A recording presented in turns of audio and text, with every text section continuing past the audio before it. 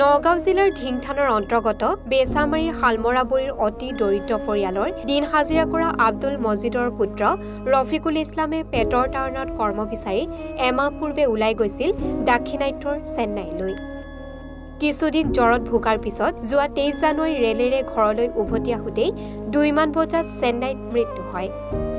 বৰ্তমান মৃতদেহ তাতেই পৰি আছে। দুখৰ বিষয় যে ৰফিকুল ইছলামৰ মৃতদেহ অনাৰ বাবে পৰিয়ালৰ হাতত নাই টকা পইচা। উপায়বিহীন হৈ ৰাইজৰ সহায় ভিক্ষা বিচাৰিছে ৰফিকুল ইছলামৰ পিতৃ আব্দুল মজিদে। কোনোবাই যদি এই দিন হাজিৰা কৰা আব্দুল মজিদৰ পুত্ৰ ৰফিকুল ইছলামৰ মৃতদেহ অনাৰ বাবে সহায় কৰে তেন্তে 8638906304 ফোন নম্বৰ যোগে নাইবা এই QR কোডত টকা পইচা দি সহায় কৰিবলৈ পৰিয়ালৰ লোকে কাটৰ আহ্বান জনায়। মোৰ ঘৰ শালমৰাবুৰী।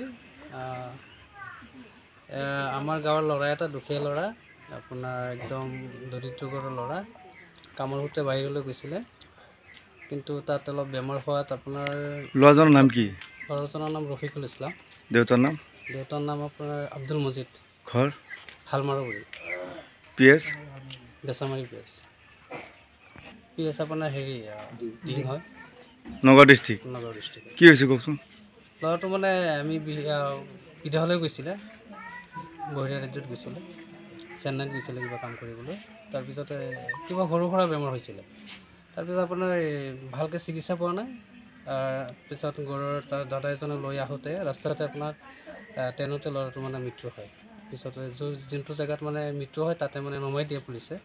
নমাই দিয়াৰ পিছত আমি যোগাযোগ কৰি পেলাই কালি এটা লোকেল এৰিয়াৰ মানে হস্পিটেলত নি পেলাই পষ্টমৰ্টম কৰাইছোঁ ল'ৰাটোক। এতিয়া ল'ৰাটোক তাৰ পৰা আনিবলৈ প্ৰায় 1.5 লাখ টকা মানৰ দৰকাৰ হৈ আছে।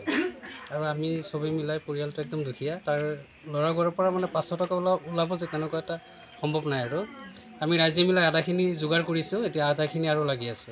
গতিকে অসমবাসীক আহ্বান জনাইছোঁ, অনুৰোধ জনাইছোঁ যে সকলোৱে যেন অলপ সহায় কৰে, আমি যে মৃতদেহটো ঘৰলৈকে আনিব পাৰোঁ। এই যিহেতু ল'ৰা আজি ডেথ হৈছে এই বহিৰাত গৈ ট্ৰেইনত, সেইজনৰ ল'ৰা দেউতা এজন। নাম কি ল'ৰাজনৰ? ৰফিকুল ইছলাম। দেউতাৰ নাম আব্দুল মজিদ। দেউতাটো অলপ পাগল নিচিনা, মেণ্টেল টাইপ। চবেই অলপ মিলি সহায় কৰিব যে আমাৰ এই ডেড বডিটো অসমলৈ আনিব পাৰোঁ নগাঁও ডিষ্ট্ৰিক্টত। চবেই কৰে যদি সম্ভৱ হৈ যাব, নকৰিলে কোনো সম্ভৱ নহয়। চবেই নমস্কাৰ কৰিছোঁ যে চবেই অলপ হেল্প কৰক। টুকটুকিৰ পৰা আদিলুৰ ৰহমানৰ প্ৰতিবেদন, এনিভাৰত 24।